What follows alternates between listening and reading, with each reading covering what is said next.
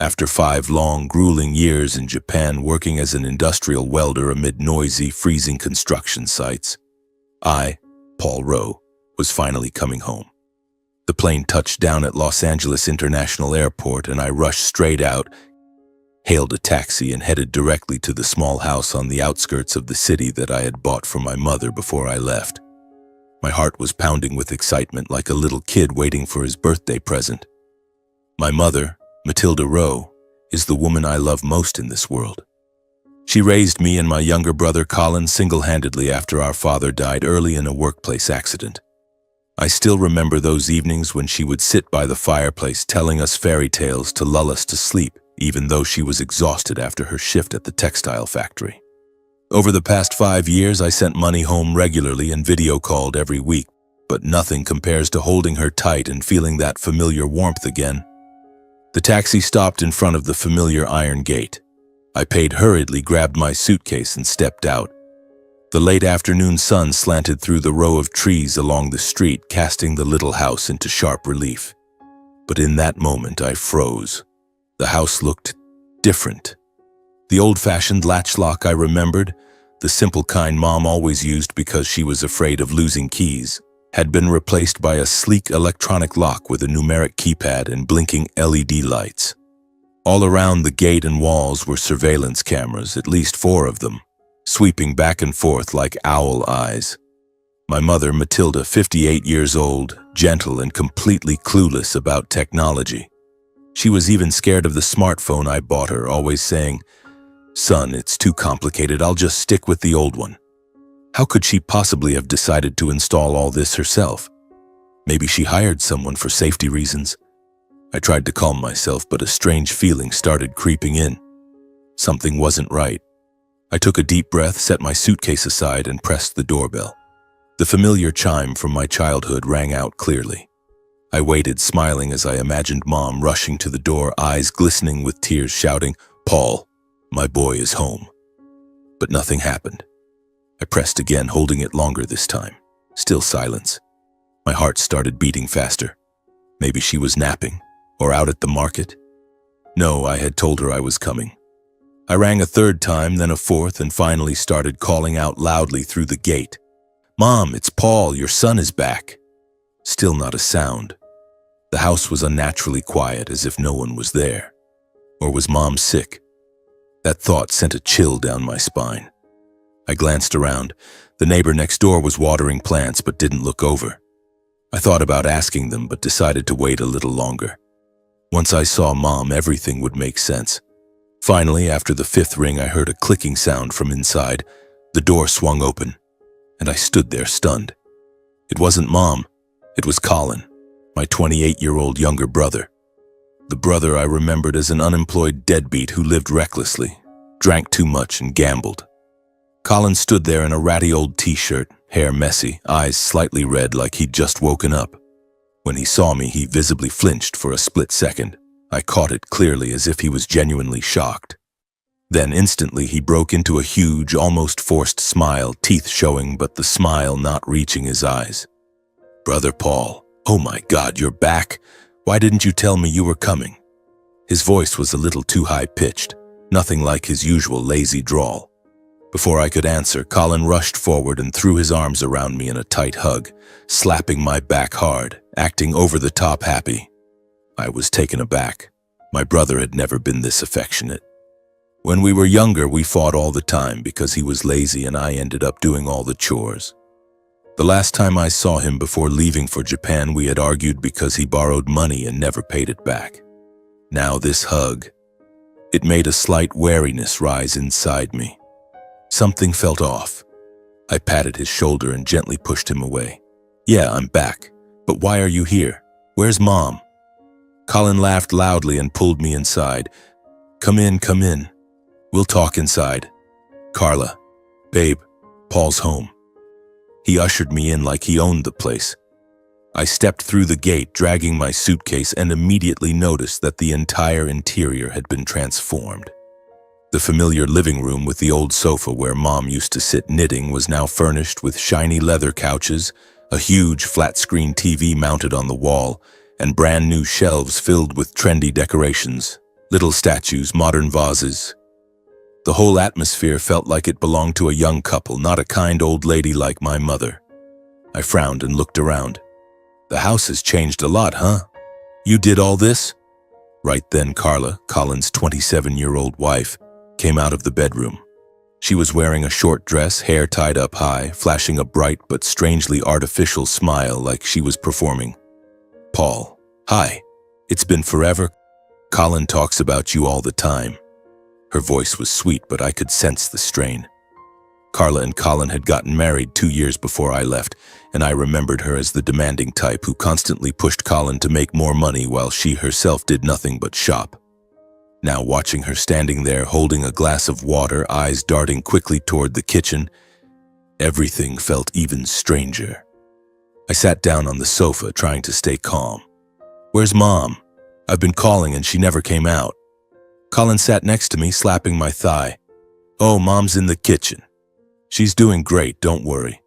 But he hesitated for a split second and his voice dropped a little. I raised an eyebrow. In the kitchen?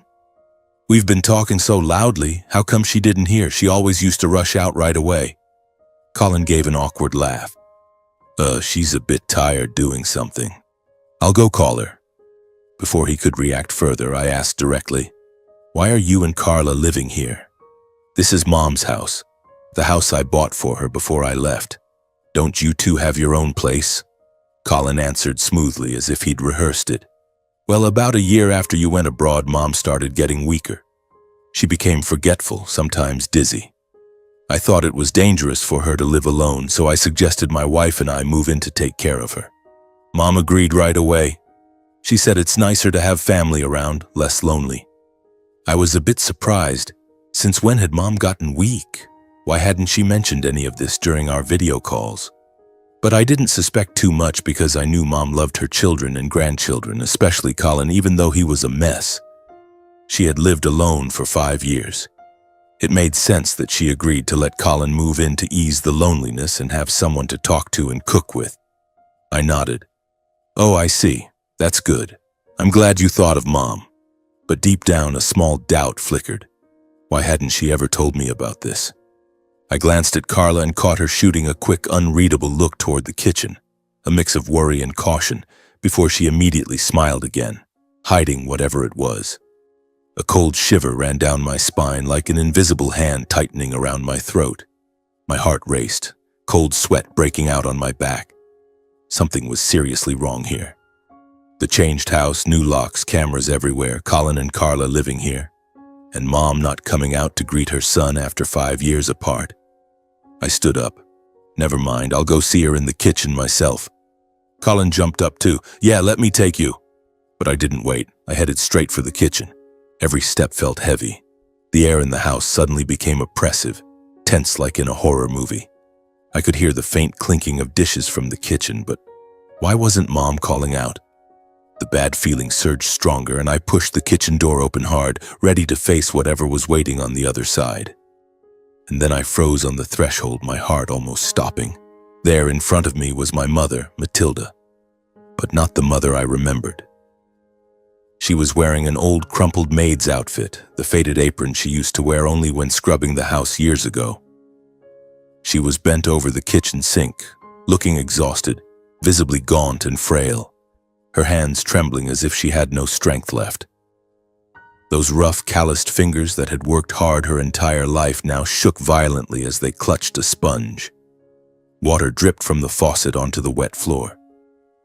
The heavy air in the kitchen was thick with the smell of detergent mixed with leftover food, but what truly paralyzed me was the sight of her.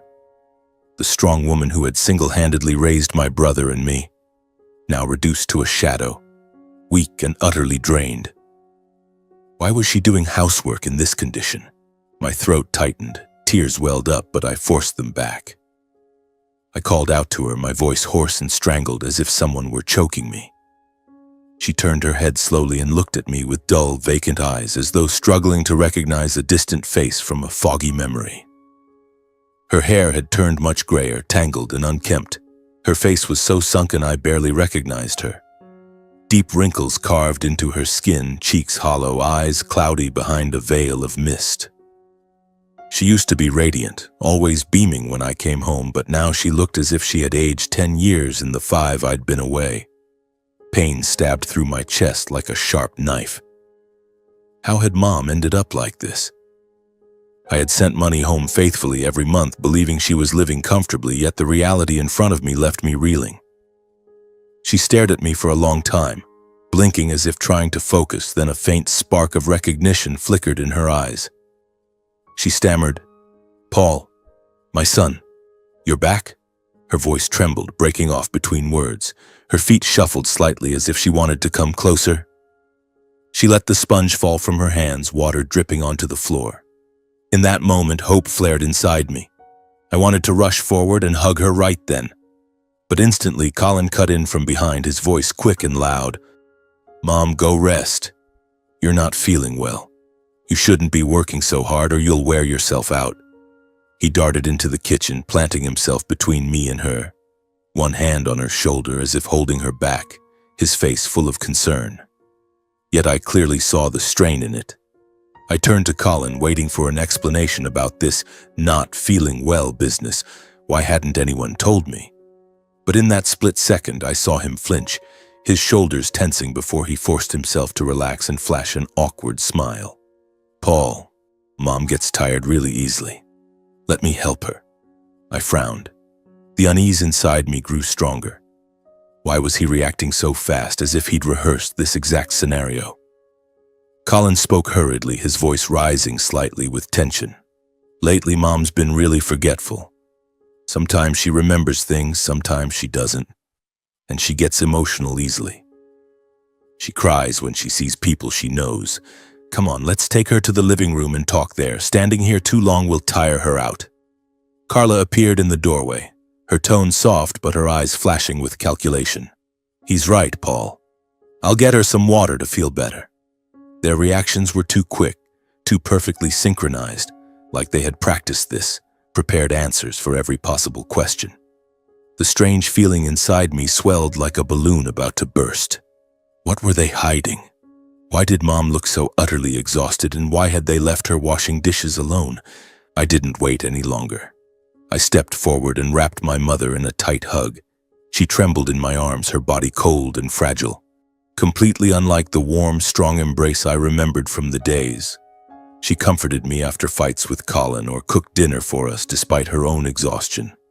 Now she was so thin I could feel every bone. Her skin was ice cold, as if she hadn't been warm in a very long time.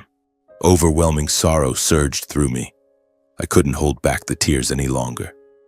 "Mom, I'm home. I'm so sorry I left you alone for so long." She whispered something incoherent, resting her head on my shoulder, but she didn't hug me back, as if she were afraid of something. I gently led her to the living room, supporting her step by careful step because she walked unsteadily, legs shaky. The moment we sat on the sofa, the first thing I asked was, "Why are you letting Mom do housework in this state? She's so weak, she needs to rest." Carla jumped in quickly, her voice dripping with forced sincerity. "Oh, Paul, she insists on doing it. She says she wants to keep busy, that sitting idle makes her restless. Colin and I have tried to stop her, but she won't listen." Colin nodded vigorously. "Exactly, bro. Mom's stubborn as a mule. We tell her over and over, but she never listens." Yet their excuses rang completely hollow. How could Mom insist on washing dishes with hands that shook like that? And why weren't they helping her? I turned to Mom, trying to speak gently. "Mom, it's Paul. Look at me clearly. Are you okay? How have you been living? If anything's wrong, tell me. Don't hide it from me." Matilda looked at me, struggling to form words, her sentences broken and halting. "My son, I missed you, but my mind's been so confused lately." Her memory was clearly jumbled, her voice small and trembling, as though she was terrified of saying the wrong thing. Every time she hesitated or seemed about to say something, Colin or Carla immediately interrupted, answering for her, talking over her. "Mom says she's fine, just forgetful."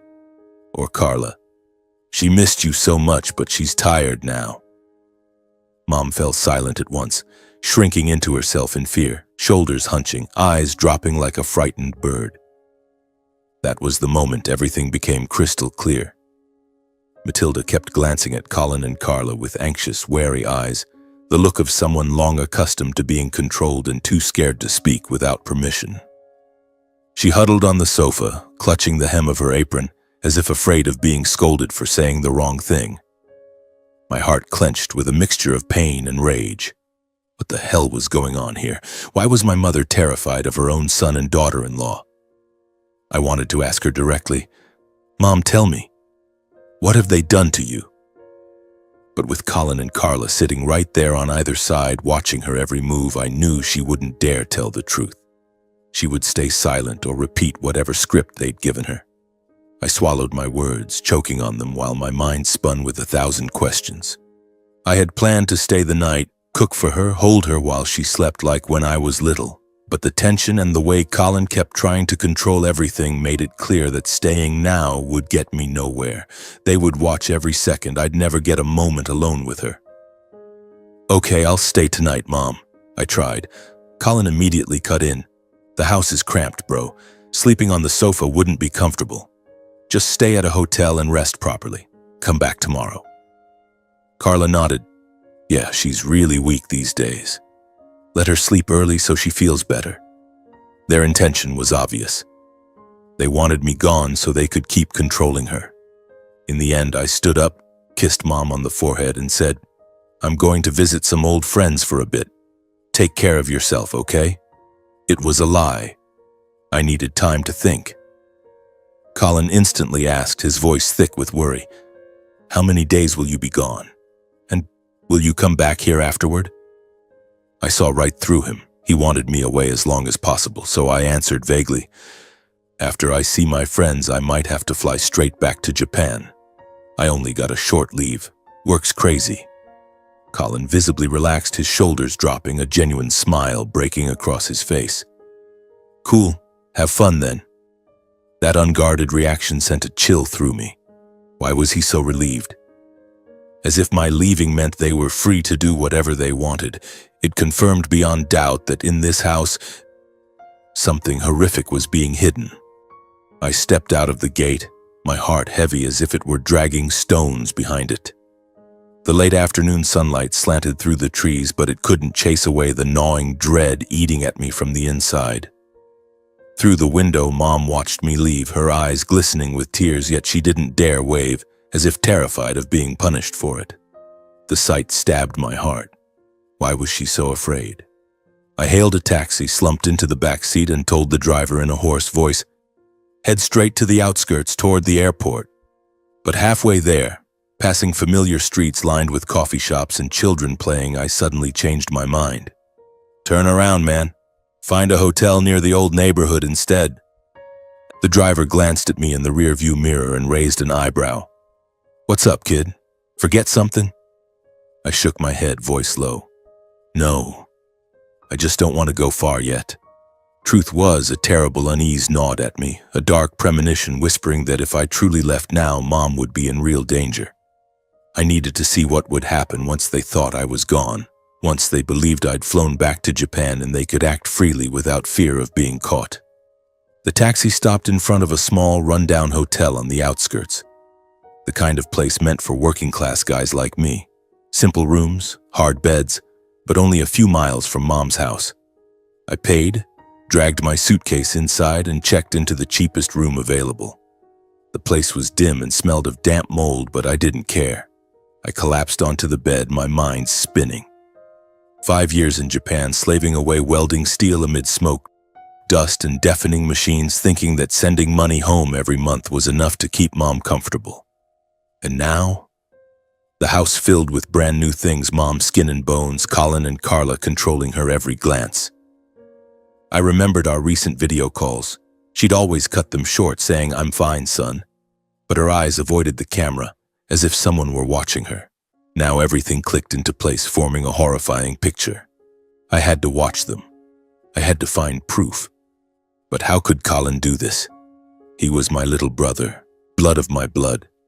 When we were kids, we played together. I taught him how to kick a soccer ball. Mom would smile and say, "You two love each other, always protect one another." And now he'd betrayed her? For money? The thought sent ice through my veins. I lay awake all night, the distant sound of traffic echoing like a warning. For the next few days I watched from a distance, acting like an amateur detective. Early each morning I put on an old jacket and baseball cap, stood at the street corner a safe distance away, hiding behind the trees. I saw Colin and Carla forcing Matilda to take some kind of pills every day. Each morning they made her sit at the dining table. Carla would hold a cloudy white pill, shove it into Mom's mouth, and Mom would swallow with trembling hands, eyes downcast, never resisting. I thought they were vitamins. She really was weak. Maybe she needed them, so I didn't dwell on it at first. But why was she growing more and more dazed? I remembered how strong she used to be, walking to the market laughing. Mom's still got plenty of strength, don't worry about me. Now she shuffled around the house like a ghost, doing chores from dawn till dusk. I watched for 3 straight days, heart pounding every time they locked the doors and the cameras swept the yard, like they were keeping her prisoner. During the day, Colin would go out, supposedly job hunting as he claimed, but I saw him hanging out at the nearby bar, laughing with his buddies. Carla stayed home, her face always twisted in anger, snapping and yelling at Mom for dropping a plate while washing dishes. I wanted to charge in, but I held back. I needed solid proof.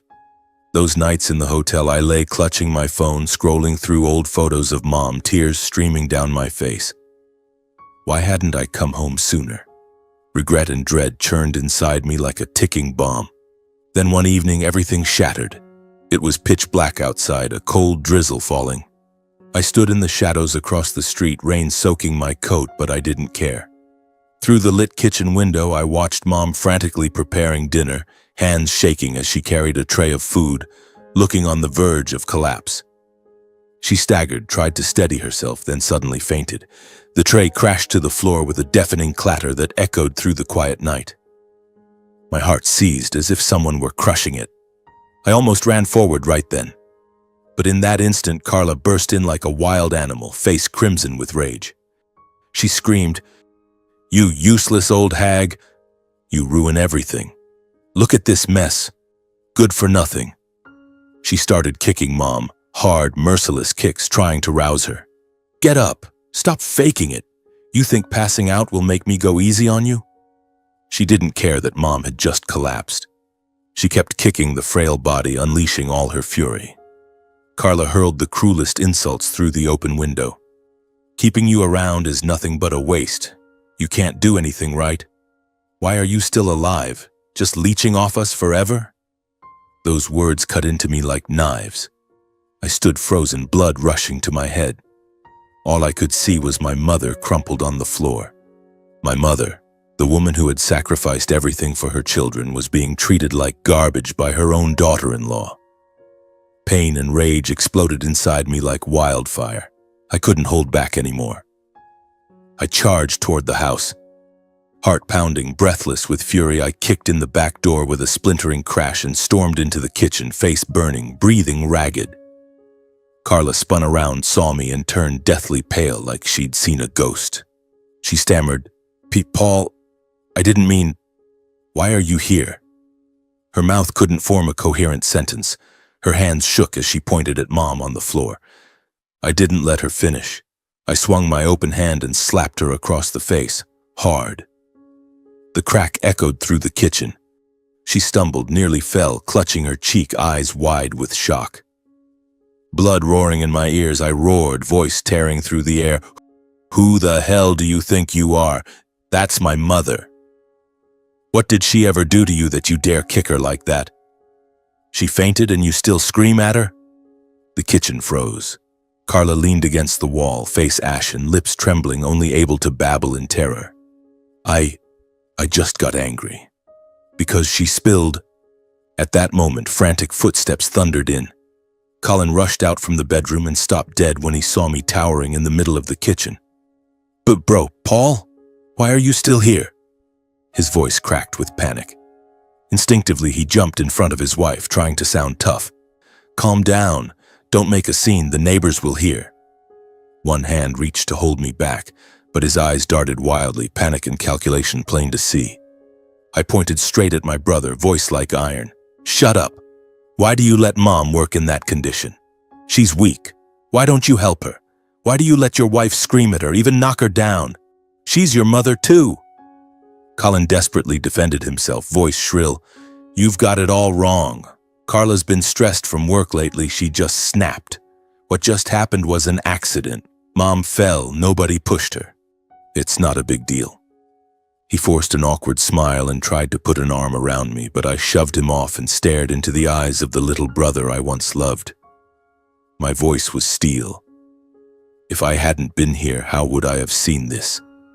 And if I'd really left, what worse things would the two of you do to her? Did you think once I was back in Japan you could torture her freely? Colin was speechless, mouth opening and closing with lame excuses. "It's not like that. I take care of her." Meanwhile, Carla hid behind him, turning away, trying to mask her contempt, but her eyes burned with hatred toward Matilda, as if Mom were her mortal enemy. I saw their true faces clearly, not children, but parasites. I wouldn't let Mom suffer one more second. I rushed forward, bent down, and scooped Matilda into my arms. Her body was limp, ice cold, her breathing so faint my heart nearly stopped. I turned to Colin, eyes like blades. "I'm taking Mom out of here right now." Colin lunged in panic to block the door. "What are you doing? She needs rest. Put her down." In that instant, every ounce of restraint inside me collapsed. I kicked him hard in the chest. He flew backward, slammed into the cabinets, doubled over in pain. I clutched Mom tightly to my chest and strode out, ignoring Colin's groans of agony and Carla's look of pure terror behind me. In that moment, I understood perfectly. This was no longer just a family argument. This was the declaration of war, the beginning of the price they would pay. Carla stood there, eyes blazing with hatred, but not daring to lunge at me, only muttering under her breath, You'll regret this." I didn't look back. I stepped out into the pitch-black street, rain still falling, hailed a taxi, heart pounding like a war drum. Mom stirred in my arms, her eyes half opening, breathing shallow, but I felt her fingers weakly clutch mine, clinging to a fragile thread of hope. The taxi sped through the rainy night, streetlights flickering through the windows, casting sharp shadows over Mom's gaunt, hollow-cheeked face, her eyes still clouded with lingering fear. I held her tighter and whispered, "It's okay, Mom. I'm taking you to the hospital right now. Everything's going to be all right." She didn't answer, just gave a faint nod and rested her head on my shoulder. My heart hung suspended between terror and guilt, terror that I might already be too late, guilt that I had left her in that house for 5 long years. In Japan, I'd worked myself to the bone, welding steel amid smoke, dust, and deafening noise, thinking that sending money home was enough to keep her comfortable, enough to make up for my absence. And now, she had been abused, poisoned, and I, her eldest son, had known nothing. Every time the image of Carla kicking her or Colin making excuses flashed through my mind, my blood boiled. I would never forgive them. But first, I had to save Mom.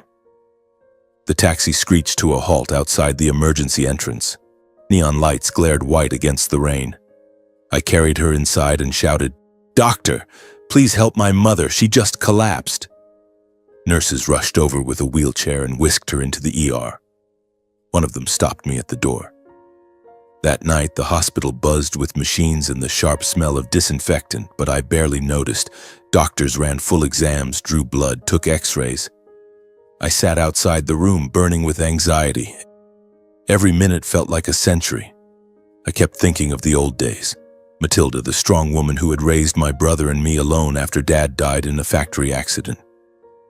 She worked at the textile mill, came home exhausted, yet still cooked with a smile and told us fairy tales. "My boys are going to make something of themselves," she used to say. Now she lay there, frail as a withered leaf because of her youngest son and his wife. I clenched my fists, tears slipping silently down my cheeks. Why was life so cruel? Finally, the doctor emerged, face grave, holding the test results. "You're Matilda's son, correct? We have the results." I stood up, voice shaking. "Doctor, how is she?" Is it serious? He sighed heavily. She's severely exhausted and malnourished. Her body has been pushed far beyond its limits for a long time. Weak heart, critical nutrient deficiencies, completely drained, but that's not the worst of it. My chest tightened as I waited for the rest. More alarmingly, her blood shows high residual levels of sedatives administered continuously over an extended period, drugs that are not appropriate for routine elderly care. They suppress the nervous system, cause memory loss, and prolonged fatigue. I froze, ears ringing, each word slicing through me like a blade. Sedatives? They had been forcing her to take poison to control her? The doctor continued bluntly. If this had gone on much longer, she could have suffered permanent neurological damage, even life-threatening complications. Coma, multiple organ failure. You brought her in just in time. I collapsed into a chair, head spinning. I had left her in that house for 5 years, sent money, made video calls, but never came back, never checked. I was the guilty one. I had blindly trusted Colin. Regret crashed over me like a tidal wave. I buried my face in my hands and sobbed silently. It's my fault. I'm so sorry, Mom. The doctor placed a hand on my shoulder. What matters now is treatment. We'll keep her admitted for monitoring and recovery, IV fluids, nutrition, and complete cessation of the sedatives. I nodded, wiping my eyes. Yes, do whatever it takes. I'll stay here and take care of her. Please talk only to me about everything. In the days that followed, Mom lay in a stark white hospital room, the steady beep of the heart monitor filling the silence. Thanks to IV fluids, vitamins, proper nutrition, and stopping the sedatives entirely, Matilda slowly began to regain clarity. Her eyes were no longer vacant. A spark of awareness returned. She looked at me and gave a weak smile. Paul, you really came back. I took her hand, voice thick with emotion. Yes, Mom, I'm here now. Just get better, okay? She started recognizing people clearly again, speaking coherently, no longer dazed like that first day I found her in the dark kitchen. She asked about the nurses, the doctors, even reminisced. I remember the night you left for Japan. I cried all night. Every word healed something inside me, yet also reminded me of the pain she had endured. I never left her bedside. I took care of every meal, every nap, every little thing. Mornings, I washed her face and spoon-fed her nutritious porridge. Come on, Mom, it's good. Afternoons, I told her funny stories from Japan to make her laugh. Nights, I sat holding her hand while she slept, listening to her steady breathing. In the quiet hospital nights, with only rain tapping the window, I wondered what Colin and Carla were doing now. Mom grew stronger day by day. Color returned to her skin. Her hands stopped trembling. The doctor checked her and smiled. Excellent progress. No traces of the drugs left in her system. I breathed a sigh of relief, but the weight in my heart remained. Why did she have to suffer like this? One sunny afternoon, golden light streamed through the window, warming the room. I gently asked, Mom, why did you let them treat you that way? Why didn't you tell me? Matilda looked at me, eyes suddenly filling with tears, then burst into wrenching sobs, her whole body shaking as if releasing years of pent-up pain. She cried loudly, tears soaking the pillow, clutching my hand. My son. They controlled me. I was so scared. I held her, stroking her back. Tell me everything, Mom. It's okay now. When she finally calmed down, she wiped her eyes and began, voice trembling, each word cutting me to the core. She told me that sometime after I left for Japan, Colin and Carla came asking to stay just temporarily. They were having a hard time. Because she loved her son, she happily agreed, thinking it would be nice to have family around. At first, they were attentive. Carla cooked. Colin fixed things around the house. Mom was overjoyed. I thought they had changed. But within months, their true colors emerged. They took over the house as if it were theirs, forced her to do all the chores, and monitored her every hour. They said an old woman needs to keep busy to stay healthy, but really they made me clean and cook from morning till night, she said, choking up. They forbade her from going out, It's dangerous, Mom. Gradually cut off contact with neighbors by installing cameras and locking the doors. Then they started giving her vitamins for the brain to keep you sharp. She took them at first thinking they were harmless, but soon her mind grew foggy, her body weak, her memory fragmented. She forgot names, dates, everything. When she tried to refuse the pills, they forced her and threatened. If you don't obey, we'll put you in a nursing home, and those places are hell. Terrified and cornered, she obeyed right up until the day I returned. It hurt so much, son, but I endured it so you could work in peace. I asked why she never called me. She shook her head. I don't know how to use the phone properly, and Colin controlled it, took it away. If I tried to call you on my own, they'd starve me for days. Just water, no food. She recounted one time she secretly tried to call me. Carla caught her, snatched the phone, and screamed, "Do you want to starve?" They locked her in her room for 2 days until she nearly passed out from hunger. Hearing all this, I gripped her hand so hard it hurt, my chest crushed by pain, rage, and burning guilt. How dare they? Colin, my own brother, my blood, tortured our mother like this? I held her tight. I'm so sorry, Mom. I'll make this right. She stroked my hair. All I need is you, Paul. Her story opened a black abyss. They hadn't just physically abused her, they had poisoned her mind and isolated her completely. I now understood those video calls, her silence, her averted eyes. They had been sitting right there watching. Fury surged through me, mixed with cold determination. What was their motive? Money? The house? I would find out. But first, Mom had to be fully strong again. In the days that followed, I lived in a state of total chaos, as if trapped inside a whirlwind with no way out. By day, I sat beside Mom's hospital bed, smiling, chatting with her, spoon-feeding her nutritious porridge, telling funny stories from Japan, like the time I nearly fell off the scaffolding in a strong wind, or the best sushi I'd ever eaten. But inside my head, everything was a storm. I was torn between blind rage that made me want to storm back to the old house, punch Colin square in the face and scream, "You piece of filth!" and endless self-reproach. How could I have been so blindly trusting? For 5 whole years, I sent money home faithfully, $1,000 every single month, thinking that was enough to keep Mom comfortable, enough to make up for my absence. In reality, I had abandoned her, left her alone to face 2 monsters wearing the masks of son and daughter-in-law. Every night, lying on the hospital room's hard sofa, I tossed and turned, haunted by the image of Mom being kicked across the kitchen floor, mixed with memories of her smiling face the day I left for Japan. Take care of yourself, son. I'll be waiting for you. It was my fault. If I had come home sooner, if I had checked more carefully, none of this would have happened. I couldn't understand why Colin and Carla could treat our mother with such cruelty, or what their real goal was. What could they possibly want from a kind old woman? The money I sent, the little house I bought for her with my own sweat and blood. The thought sent ice through my veins like an invisible hand squeezing my throat. The feeling that a much larger conspiracy was lurking behind everything wouldn't let me sit still. I couldn't just wait for Mom to recover and do nothing. The gnawing dread was like the ticking of a time bomb. I suddenly remembered an old high school friend who once mentioned a private investigator who could dig up any secret. The next morning, while Mom slept soundly after her IV drip, I slipped out of the hospital and called Daniel. I asked him about a trustworthy PI.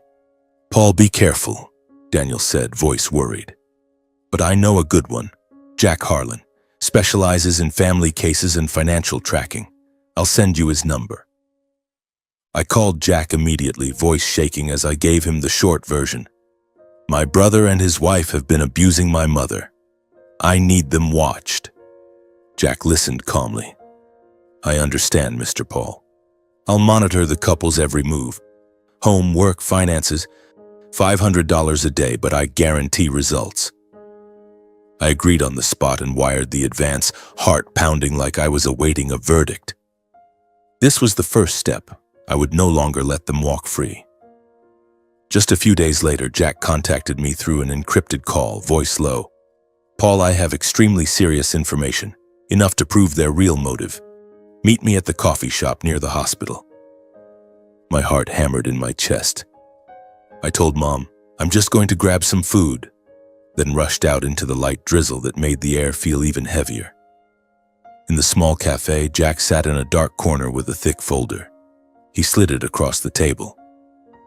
I got an audio recording from their living room while Colin and Carla were talking. I placed a legal listening device through the window. You authorized it. I put on the earphones, pressed play, and my world collapsed. Carla's shrill voice, "We have to hurry and finish transferring the house title to us, Colin. Paul is back. Things could fall apart if he stays too long." Colin, anxious, "I know. Tomorrow I'll contact our usual notary. That guy will rubber stamp everything. Mom's forged power of attorney is still valid. Just a few more signatures and it's done." Carla, pressing, "Get it finished fast. I'm not losing this house.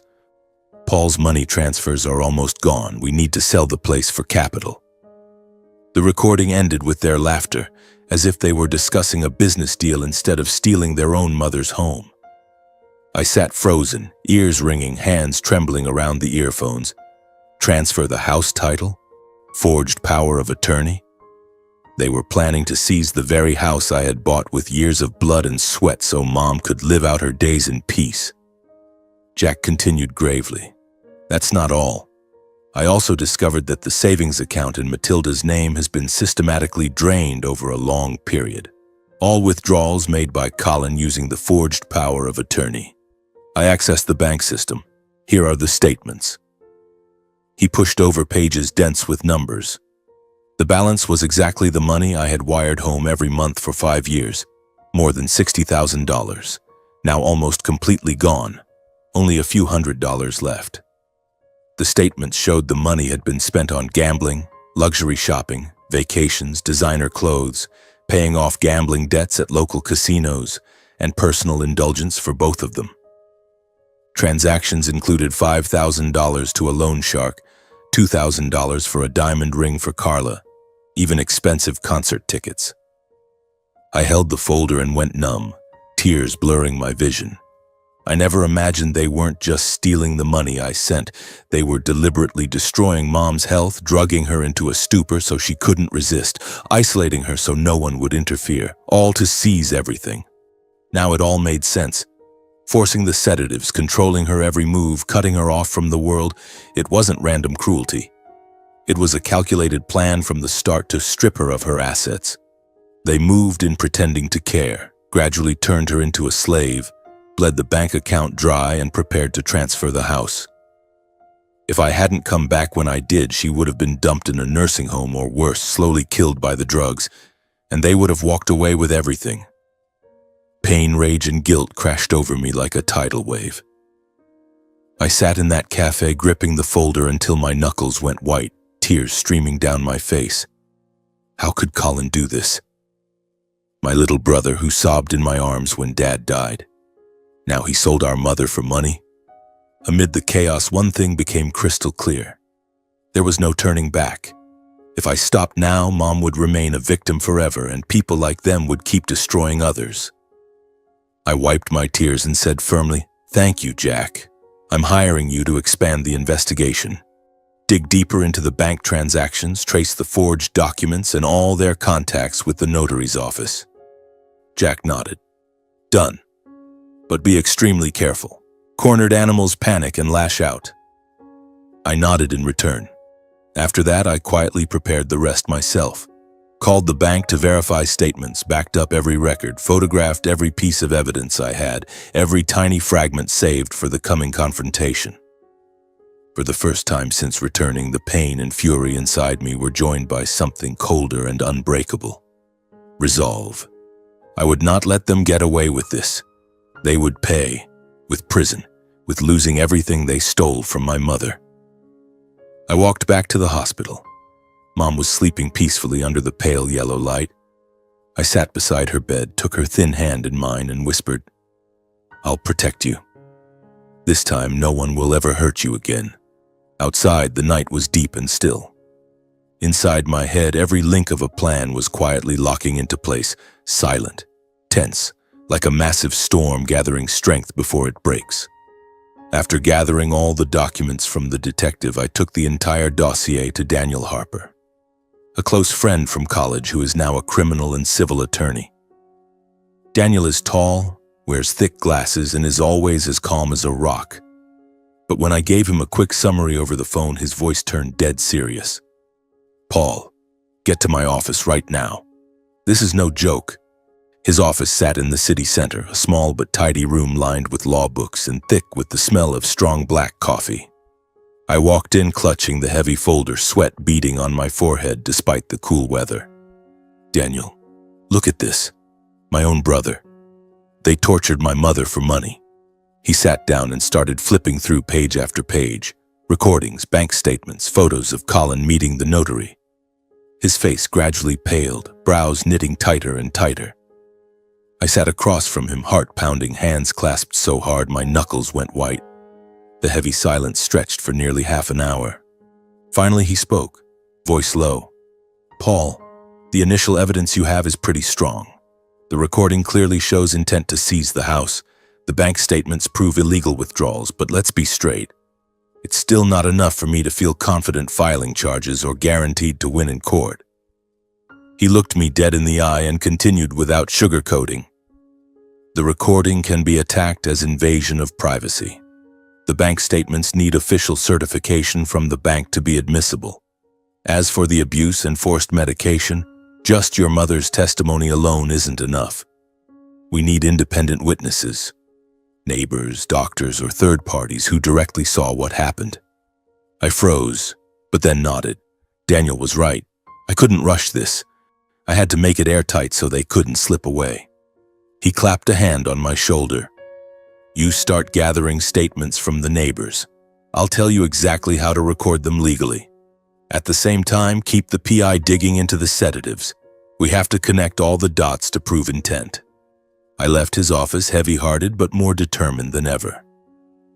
Back at the hospital, Mom asked, "Where did you go, son?" I smiled. "Just meeting an old friend, Mom." That same day I began collecting more evidence myself, starting with the neighbors around the house I had bought for Mom. It's a quiet suburban street of similar bungalows. Most residents are elderly and had known Mom for years. I remembered how she used to bring cookies to Mrs. Smith next door, or how Mr. Johnson mowed her lawn for her. Now I needed them to testify. It wasn't easy at first. I drove to the neighborhood and parked a safe distance away so Colin and Carla, who were still living there, probably panicking because Mom had disappeared, wouldn't spot me. First, I knocked on Mrs. Smith's door. She's a 70-year-old widow who often sits on her porch knitting. "Hello, ma'am. I'm Paul, Matilda's son." She peered at me through her thick glasses, eyes wary. "Yes, I remember you. What do you need, young man?" I took a deep breath and explained briefly. "Mom is in the hospital, exhausted and injured because Colin and Carla abused her. I need you to tell me what you've seen so we can get justice." She was silent for a moment, staring at the street, then sighed. "Come in. I feel so sorry for Matilda." Her voice shook as she spoke. "I heard shouting from your house all the time, Carla screaming at Matilda, calling her useless. Several times I saw your mother pushed to the ground right in the front yard, crying but too scared to call for help." I wrote everything down, my heart breaking. My strong mother, shoved to the ground like that? Mrs. Smith signed the statement. My eyes burned with tears. Next was Mr. Johnson, a burly retired carpenter. At first he was reluctant. "I don't want to get involved in family business." But when I showed him a photo of Mom lying in the hospital bed, skin and bones, IV lines in her arms, his expression changed. He let out a heavy sigh. "Lord, Matilda is the kindest woman." Then he told me slowly, "Many nights I heard shouting. Colin yelling, 'Clean the floor, don't be lazy.' Another time I personally saw Carla shove her so hard she fell when Matilda spilled some water. She just lay there crying, afraid to get up." He gave detailed accounts, signed the statement, and even offered his phone number for verification. I thanked him, pulse racing. These were independent witnesses. Then Mr. Ramirez, who has security cameras covering the whole block, provided footage showing Carla locking Mom outside on the porch one rainy night for 2 hours, as punishment for not mopping properly. Mom sat shivering in a thin shirt while Carla smirked from inside. That video chilled me to the bone. "Take it," Ramirez said. "I hate elder abuse." Each testimony was another piece of the puzzle, making the picture clearer and more painful. Why had no one helped her sooner? I blamed myself but kept going, walking a tightrope of nerves. At the same time, P.I. Jack kept tracing the sedatives Mom had been forced to take. I called him. "Jack, focus on the drugs. I need the source and who bought them." A few days later, he called back, excited. "Got it, Paul. Carla repeatedly bought the drugs from an unlicensed back alley clinic. The doctor there has no proper license. All transactions cash, no receipts, completely off the books." He sent photos and covert video. Carla entering the clinic, leaving with bags of pills. Hundreds of high-dose benzodiazepines over many months, highly addictive and known to cause cognitive decline. Combined with Mom's own testimony, this proved the drugs were administered deliberately and systematically, not for treatment, but to keep her docile and unable to resist signing papers. Jack said, "This is solid independent evidence. You can charge them with illegal drug administration." When I finally had everything, neighbor statements, security footage, drug evidence, the original recording, and bank records, I brought the complete file back to Daniel for final legal review. His office looked like a war room, papers everywhere. After going through it all, he looked up, eyes gleaming. "Paul, you did an amazing job. Independent neighbors, clear video of abuse, drug evidence proving intent, bank fraud, the recording. Combined, this is rock-solid fraud, theft of property, elder abuse, illegal drug use." I exhaled, still nervous. "You're sure? They'll deny everything." Daniel grinned. "How can they deny physical evidence? I'll file the criminal complaint on your mother's behalf and submit the entire package to the police and prosecutor's office." We drafted the complaint together. I signed on Mom's behalf with power of attorney, heart racing. The day we filed, it poured rain, as if the sky itself were washing away the darkness. Daniel drove me to police headquarters, the waterproof briefcase on my lap. The receiving officer reviewed the file, face turning grave. "This is very serious. We're opening an investigation immediately." From that moment, it was no longer just a family tragedy. It had officially become a criminal case. I walked out into the rain, water lashing my face, but for the first time I felt a mix of relief and electric anticipation. Colin and Carla would be summoned. They would panic. Back at the hospital, Mom looked at me and asked, "Are you happy, son?" I hugged her tight. "Yes, Mom. Everything is going to be all right." But inside, the storm was rising. Justice was coming, and I would watch them fall. Then the day finally came. The authorities officially summoned Colin and Carla to the police station for questioning regarding the abuse of Matilda, illegal appropriation of property, and the unlawful administration of sedatives. Daniel called me. "They've received the summons. First session is tomorrow morning. You don't have to be there, let the police handle it." But I couldn't just sit and wait. I quietly went to the station, stood under a dripping tree in the light rain, and watched from a distance. Colin and Carla arrived in that beat-up old car, the one we had once pooled money to buy together years ago. When they stepped out, both were ashen. Carla clutched her handbag so tightly her knuckles went white. Colin kept his head down like a convicted man. They disappeared into the gray building, and I imagined the scene inside, a cold interrogation room, harsh fluorescent lights, detectives sitting across from them with a thick stack of evidence. Right from the first session, they panicked, twisting, denying, lying. Daniel later told me from his sources, Colin claimed I only took care of Mom, never abused her. Carla insisted those were just vitamins, not sedatives. They denied everything, but the videos and bank statements made them stammer. I pictured Colin, the brother who once strutted around, now trembling when asked, "Why did you drain your mother's savings account?" And Carla, the sharp-tongued woman, reduced to mumbling, I don't know anything. A mix of tension and grim satisfaction coursed through me. They were scared. They finally realized the net was closing. After leaving the station, Colin and Carla understood the situation was completely out of control, and prosecution was now very real. They no longer laughed or joked. They sped home in panic. Jack the P, I was still watching, and reported, "They're screaming at each other." Carla yelled, "You've dragged me into this." Colin was smashing things. They tried to hire lawyers, but the evidence was so overwhelming that no one wanted the case. Raw terror swallowed them whole. They knew there was no escape. The recording clearly revealed their plan to steal the house. The security footage showed Mom locked outside in the rain. The bank statements proved the theft. The neighbors' testimonies were airtight. I stayed at the hospital caring for Mom, but my blood was racing. Justice was closing in. Mom sensed it and asked, "What's worrying you, Paul?" I shook my head. "Nothing, Mom. Just work." Then, in the grip of absolute fear, the two of them showed up at the hospital, the first time in ages. They appeared before Matilda looking broken, haggard, and desperate. It was a late afternoon. The rain had stopped, weak sunlight filtering through the window. I was feeding Mom porridge when the door opened. They stepped in, Colin gaunt, dark circles under his eyes, Carla's makeup smudged, clothes wrinkled. They stood frozen near the door, afraid to come closer. Colin mumbled, "Mom, Paul, we came to visit." Mom froze. The spoon in her hand trembled. That familiar look of fear returned to her eyes, memories of the abuse flooding back. I stood up and planted myself in front of the bed, voice ice cold. "What are you two doing here? Haven't you hurt her enough?" They exchanged glances. Then Colin dropped to his knees, tears streaming.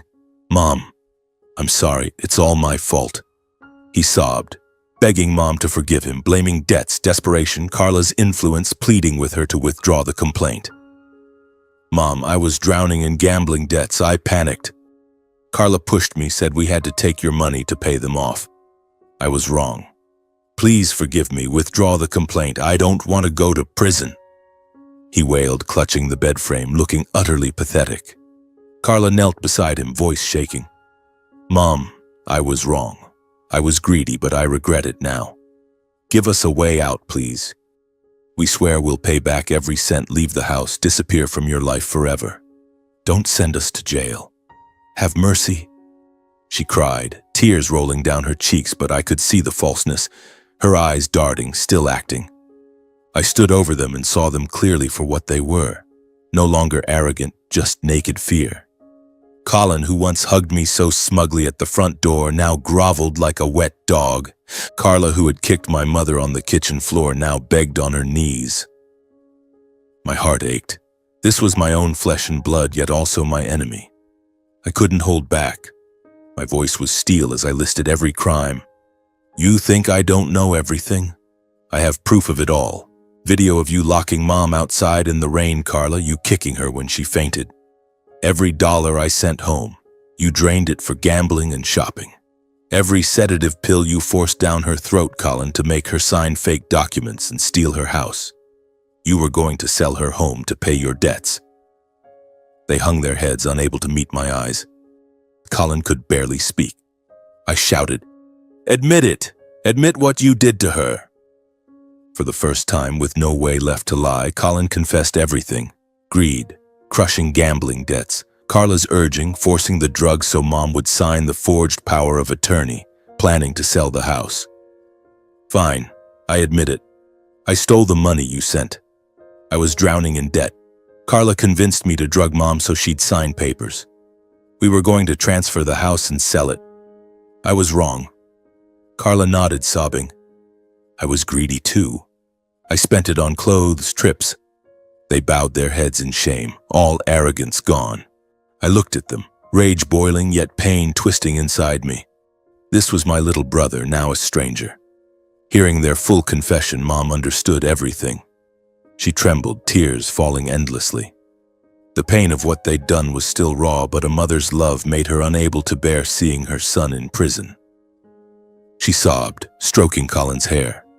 "My child." Why did you hurt me like this? It hurt so much. Then she looked at me, voice frail. Paul, I can't bear it. Give them one chance, son. I fiercely objected. No, Mom. They nearly killed you, stole everything, tried to take your house. They have to face the law. But she shook her head, tears streaming. I know. But Colin is still my son. I can't watch him go to prison. Give them a chance to start over. On the condition they leave the house immediately. Repay every dollar they took and disappear from my life forever. She turned to them, voice weak but firm. Promise me. Pay back the money and leave. Never come back. After a long internal struggle, out of respect for my mother's wishes, I agreed to withdraw the criminal complaint while the case was still in the preliminary verification stage. Daniel warned, You sure? Withdrawing now stops the case, but if they break the agreement, you can refile. I nodded heavily. I'm honoring Mom's decision. We contacted the police, withdrew the complaint, and Colin and Carla signed a legally binding commitment to repay the full $60,000 in installments and vacate the house within a week. For now, they escaped criminal prosecution. They left the hospital with fake gratitude, Colin hugging Mom one last time, Carla forcing a smile. Thank you, Mom. Paul. But I saw the truth in their eyes. No real remorse, only temporary relief. I walked them to the door, an uneasy premonition gnawing at me. Would they keep their word? Or would they betray us again? The rain began to fall once more, as if warning that the storm was far from over. A few days later, once Mom had fully recovered and the doctors confirmed she was ready to be discharged, I drove her back to the old house so she could rest and regain her strength. It was a beautiful morning. Golden sunlight filtered through the trees, a gentle breeze carried the scent of damp earth after the rain. I drove slowly. Mom sat beside me, gazing out the window, her hand tightly holding mine. Paul, I've missed the garden so much. I'm going to plant flowers again. I smiled. Of course, Mom. I'll help you. From now on, I'm staying here with you. No more Japan. She stroked my hair, voice warm. My boy is all grown up, but you're still the same little child to me. My heart felt warm, yet a faint shadow of unease lingered. Why had Colin been completely silent? No calls, no messages. They had promised to repay the money in installments, but so far only the first $10,000 had arrived. What about the rest? I told myself, they're terrified of prison. They'll keep their word. The car turned onto the familiar street. Trees rustled on both sides and the house appeared at the end of the road. Then I froze. My heart slammed against my ribs. I had been certain Colin and Carla had already moved out. But the moment the car turned the corner, a bright red for sale sign hanging on the iron gate stopped me cold for several seconds. The glaring red board with bold white letters swung gently in the breeze. For sale. Contact this number.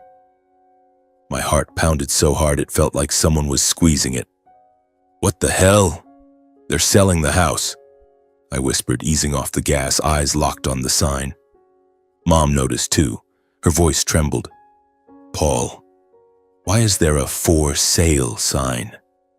I pulled over a short distance away, trying to stay calm, though my hands shook slightly on the wheel. Strangers were coming in and out of the yard, measuring, taking photos, chatting loudly as if this were no longer Mom's home. A man in a suit held a clipboard and pointed at the porch. Renovate this part, add a garage. Two others photographed the backyard, laughing. Great location, perfect for flowers. My heart stopped. This was Mom's house. The place where she planted flowers, cooked meals, where I grew up. How dare they? I stepped out of the car in a daze and walked over. When I asked what was going on, the man in the suit looked at me casually. This house, title was transferred a while ago. We're a real estate company. Bought it from a young couple, Colin and Carla, I think. They sold it fast, good price. The new owner is measuring for renovations, turning it into a small office. The words title was transferred hit me like a thunderbolt. My ears rang. My mind went blank. My legs nearly gave out. Transferred? They had promised to leave the house and repay the money, but they sold it? This was betrayal. I leaned against the gate, gasping for air. The image of them kneeling in the hospital, begging for mercy, flashed before me. Fake smiles, crocodile tears. They had exploited Mom's kindness to get the final signatures. Mom got out of the car behind me. Her face was deathly pale, eyes wide with horror. "Paul, they sold our house," she whispered, clutching my arm. I immediately tried calling Colin, number disconnected. Carla. No answer, all contacts blocked. Facebook, email, everything. Dread flooded me like a tidal wave. I called Daniel, almost shouting, voice breaking. "Daniel! They sold the house. The title's been transferred. What do we do?" Mom is collapsing." Daniel stayed calm. "Paul, breathe. I'm checking the land registry office right now." Minutes later, he called back, voice grave. "Confirmed. The house was transferred using forged documents while Matilda was still under the influence of the sedatives. Her mental capacity was impaired at the time. The signatures were made when she was drugged and not legally competent. They used the fake power of attorney to rush it through. In that instant, I understood. The moment they knelt and begged for forgiveness, they had already planned this final betrayal. They groveled so Mom would soften, withdraw the complaint, and give them just enough time to transfer the title before the police dug deeper. They knew she wasn't mentally competent because of the very drugs they forced on her to contest it. Mom collapsed to the ground in front of the gate when she heard the news. Her face was ashen, eyes empty as the full realization hit. She had personally handed her betrayers their last chance. She sat down hard on the pavement, clutching her chest, sobbing without sound. I trusted them. I was wrong, Paul. Our house is gone, isn't it?" I knelt and held her, tears streaming down my face. "Mom, I'm sorry. I'll get the house back. I swear." But the pain was unbearable. She had suffered so much already, and now this final blow. I clenched my fists, rage, agony, and crushing guilt tearing me apart. It was my fault. I had opposed withdrawing the complaint, but I respected her wish. I gave them the opening. If I had stood firm, the house would still be hers. At that moment, I knew for certain. Colin and Carla never intended to change. They only used Mom's mercy to pull off one last theft. They begged for forgiveness to buy time, sold the house, took the money, and vanished. That uneasy premonition had become brutal reality, stabbing straight through my heart. I helped Mom back into the car. She leaned on me, crying the entire way to a hotel. We no longer had a home. I told Daniel to report it to the police immediately. "Daniel, they committed fraud. They forged the transfer." He replied, "Already on it, Paul. This is a far more serious crime now. Document forgery and large-scale property theft." Standing in front of the house that had sheltered Mom through her old age, watching strangers measure and plan while the for sale sign swayed in the wind, I finally understood. The real war was only just beginning. I looked at the house one last time. This was war, and I would not stop until they paid the price. The hours that followed were pure hell. I took Mom to stay temporarily in the old family home of a relative. Matilda lay on the bed, eyes red and swollen, whispering over and over, "I was wrong, Paul. I never should have forgiven them." I held her tightly and tried to comfort her. "It's not your fault, Mom. It's mine. I'll get everything back. I promise." But inside I was burning. Rage and guilt tore at me. Why had I let her talk me into withdrawing the complaint? Why hadn't I stood firm from the start? Daniel worked fast. He prepared a new criminal complaint with the additional evidence, forged title transfer documents, the fraudulent sale of the house, and filed it with the police. The officer who received it looked grave. "This is a big case, Mr. Paul. The stolen savings plus the value of the house amount to hundreds of thousands of dollars. Clear signs of organized crime, forgery, asset flight." Within days, federal arrest warrants were issued. Photos of Colin and Carla went up everywhere. Airports, bus stations, even local TV news. Wanted, fraud, theft of property, elder abuse. The red headline flashed on the screen. I stared at the television, my heart twisting. My little brother, now a nationally wanted criminal. That uneasy feeling I'd had in the hospital had come true, but I felt no relief, only pain. Pain that the family was shattered. Pain that Mom had to endure yet another blow. The days of waiting for news were torture, constant tension and self-reproach. I cared for Mom by day, trying to make her smile, cooking nutritious porridge, taking her for slow walks in the nearby park, telling her stories about the old afternoons when she taught me to cook in our kitchen. The deepest torment was about Colin, my own flesh and blood. When we were kids, we shared a room. I told him ghost stories and he'd curl up against me in fear. The first time he was bullied at school, I fought the other boys. I came home bruised. Mom scolded me, but he hugged me and whispered, "Thank you."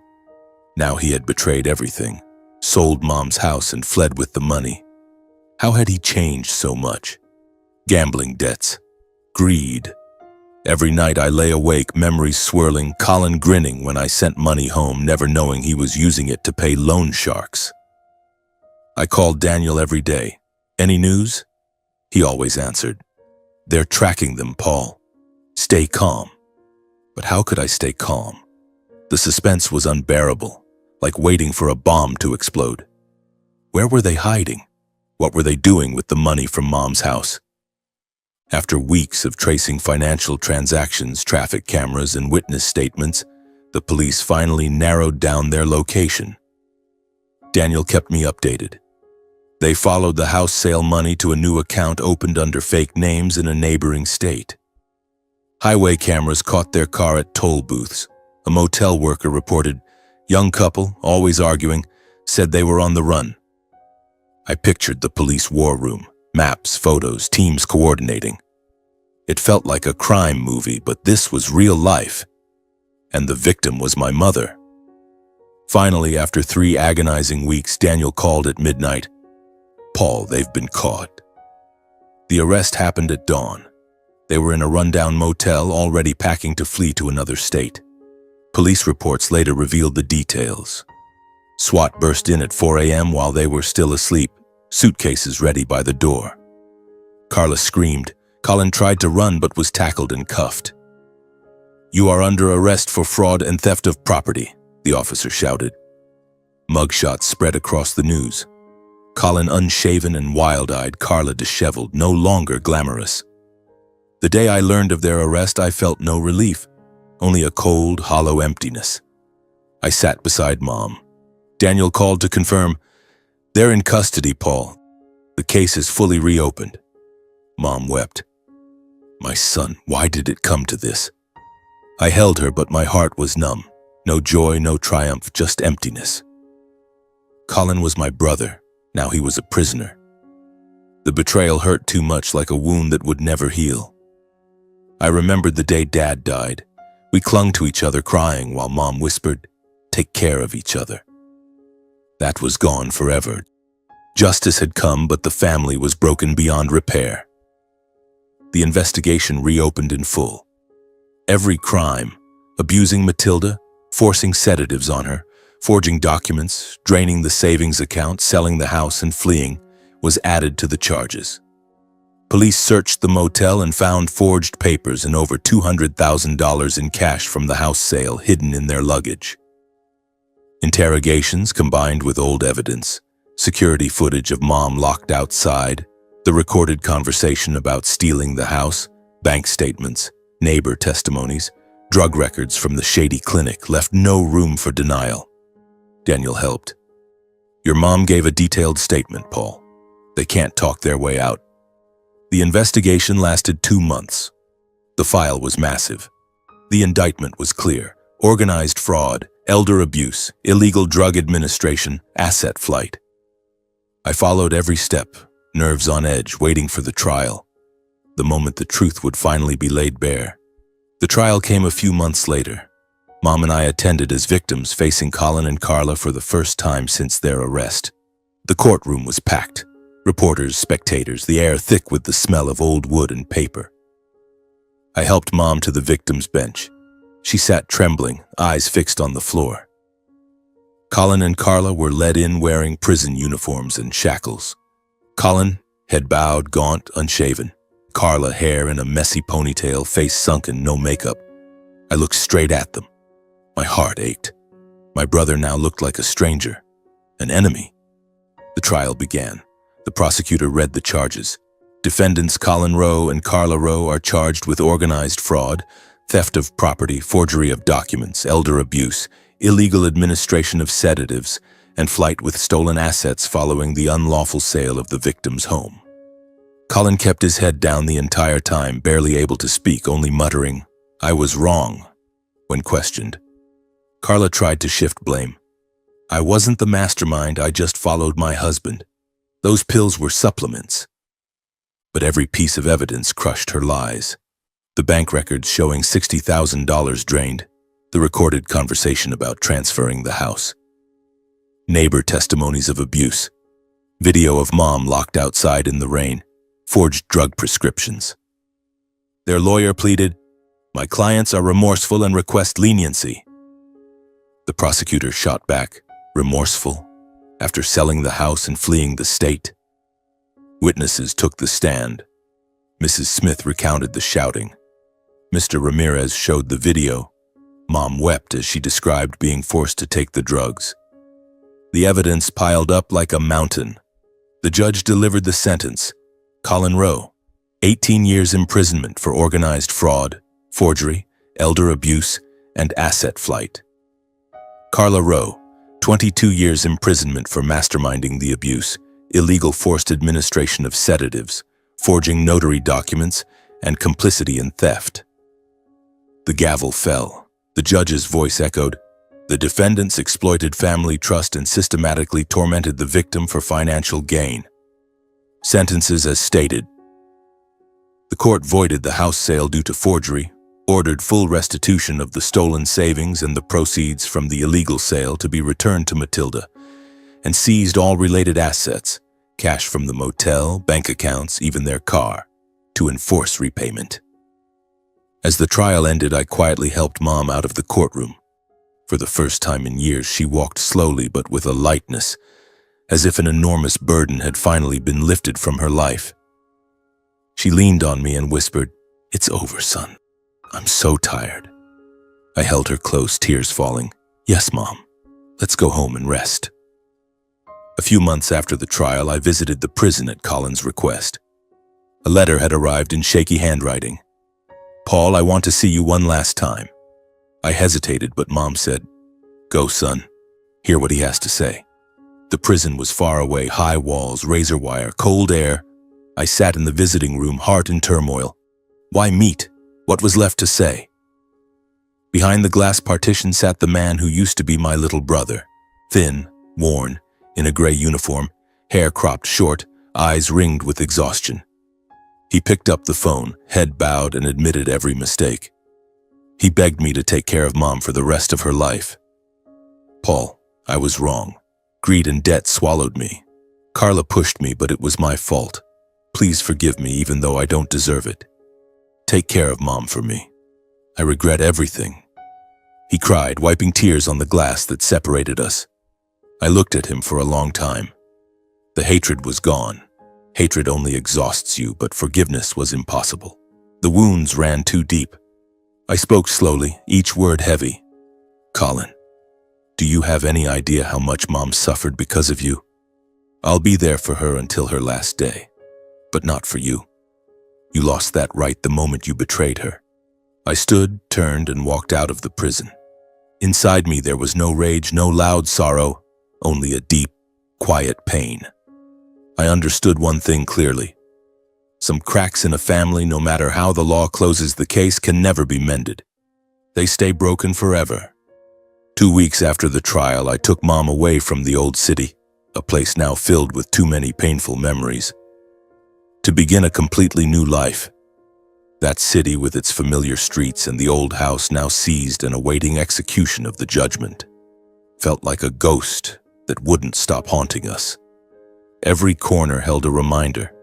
The iron gate with its surveillance cameras, the kitchen where Mom had been kicked to the floor, the living room where they had controlled her every glance.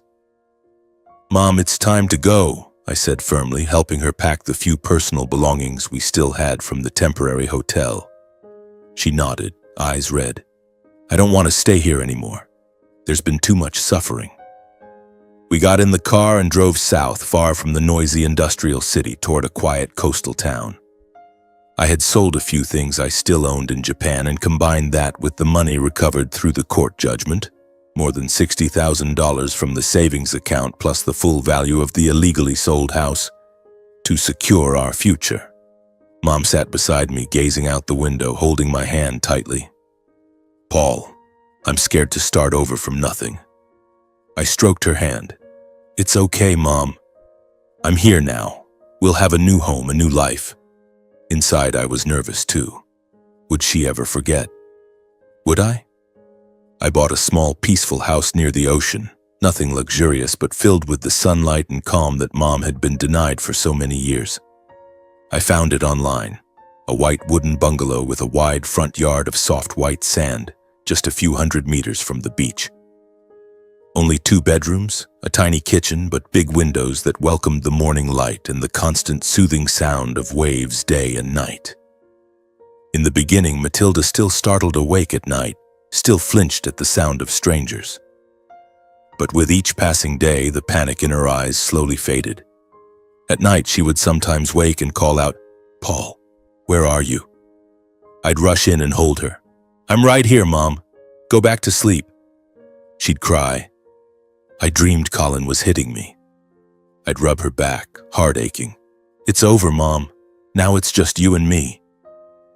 Gradually, the sound of the ocean became nature's own sedative. She slept more deeply, woke less often. I took her for regular therapy sessions and physical rehabilitation, little by little helping her reclaim a normal rhythm of life. The psychologist in the nearby town, a kind middle-aged woman, listened as Mom poured out the years of control, forced medication, and betrayal. "You're very strong, Mrs. Matilda," the doctor said after the first session. Mom cried but slowly opened up. "I'm afraid of my own son. Yet I still love him." I waited outside, anxious. Would she ever heal? At the same time, I got her moving again, early morning walks on the beach, breathing the salt air, eating fresh seafood. Her frail body began to fill out. Color returned to her skin. Her hands stopped shaking when she held a glass. One afternoon, she said, smiling a real smile, "Paul, I feel stronger now." I hugged her tight. "That's all I need, Mom. Seeing you like this makes everything worth it." Matilda started planting flowers on the front porch again, cooking simple meals, and for the first time in years, I saw her laugh without fear. She bought rose seeds at the local market, knelt in the dirt, hands still a little unsteady, and planted them. "I'll make a garden as beautiful as the old one." I helped dig, water, and watch the green shoots appear. The kitchen smelled of the fish soup she made the old way, simple but warm. "Eat, son. Mom cooked it just like before." She smiled, the lines around her eyes softening, no longer tense with dread. Watching her, my heart felt full. This was the light after all the darkness. I decided to return to the work I loved, but this time not as an escape. I wanted to build a real, stable future for us. In Japan, I had worked only to send money home, running from true responsibility. Now I found local work, a welder at a ship repair yard near the coast. The pay wasn't high, but it was enough, and most importantly, I came home every night, ate dinner with Mom, and told her about my day. The future felt steady.